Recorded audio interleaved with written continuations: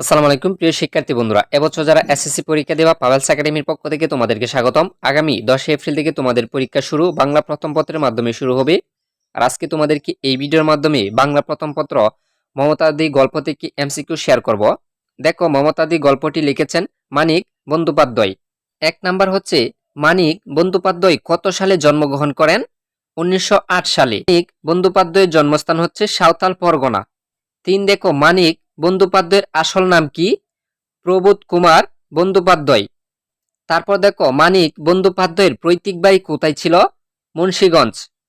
সুপ্রিয় শিক্ষার্থী বন্ধুরা, যেগুলো তোমাদের পরীক্ষায় কমন উপযোগী সেগুলো তোমাদেরকে দেখাবো, বাকিগুলো দেখাবো না।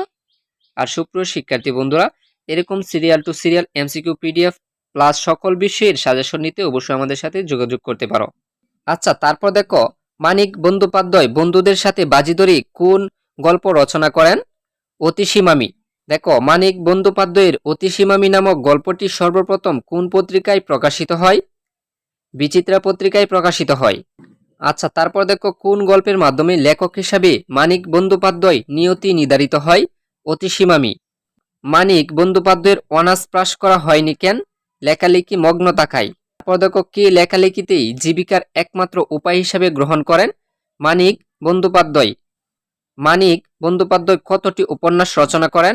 সুপ্রিয় শিক্ষার্থী বন্ধুরা, এই এমসিকিউটি এবছরের জন্য খুব ইম্পর্টেন্ট। মানিক বন্দ্যোপাধ্যায় কতটি উপন্যাস রচনা করেন? 50টিরও অধিক উপন্যাস রচনা করেন হচ্ছে মানিক বন্দ্যোপাধ্যায়। তারপর দেখো, মানিক বন্দ্যোপাধ্যায় কত সালে মৃত্যুবরণ করেন? 1956 সালে। তারপর দেখো, মমতাদি গল্পে বর্ণিত গৃহকর্মীটির নাম মমতা। তারপর দেখো, মমতাদি গল্পে কাজের খুঁজে আসা মেয়েটি কখন এসেছিল? সকালে। মমতাদি কাজ খুঁজতে আসার সময় কোন ঋতু বিরাজ করেছিল? শীতকাল বিরাজ করেছিল। তারপর দেখো, মমতাদি গল্পে সংকোচন একেবারে হারিয়ে ফেলেছে কে? মমতাদি। তারপর দেখো, মমতাদির বয়স কত বছর বলে অনুমোদিত হয়? 23 বছর। মমতাদির কপালে কত চিহ্নটি স্কুল পড়ুয়া ছেলেটির কাছে কি মনে হয়? আন্দাজে পড়া টিপ। তারপর দেখো, মমতাদি রান্না ছাড়াও আর কি কি করতে চাই? ছোট্ট ছোট্ট কাজ। আচ্ছা, তারপর দেখো, মমতাদি কোথায় থাকে? মমতাদি জীবনময়ের গলিতে থাকে।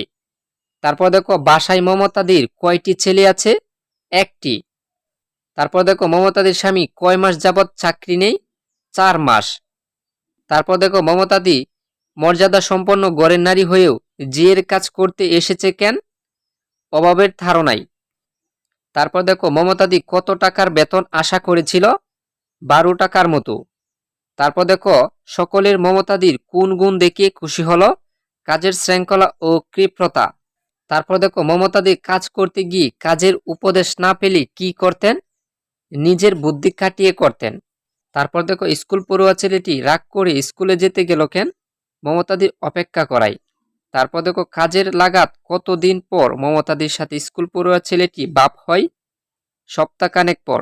আচ্ছা, তারপর দেখো, মমতাদি গল্পে স্কুল পড়ুয়া ছেলেটি বাড়িতে কুটুম এসেছিল কি নিয়ে? রসগোল্লা ও সন্দেশ। আচ্ছা, তারপর দেখো, স্কুল পড়ুয়া ছেলেটি মমতাদির গালে কয়টি দাগ দেখেছিল? 3টি। মমতাদির গালে ফুটে ওঠা দাগ কিসের ছিল? চরের। তারপর দেখো, কারো কাছে যা পাই না তুমি তা দেবে কেন? এখানে মমতাদি কি দেওয়ার কথা বলেছেন?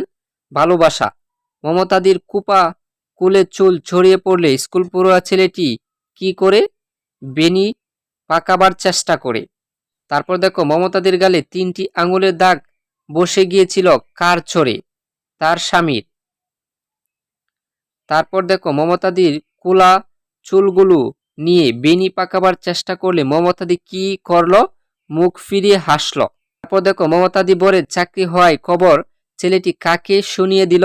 মাকে।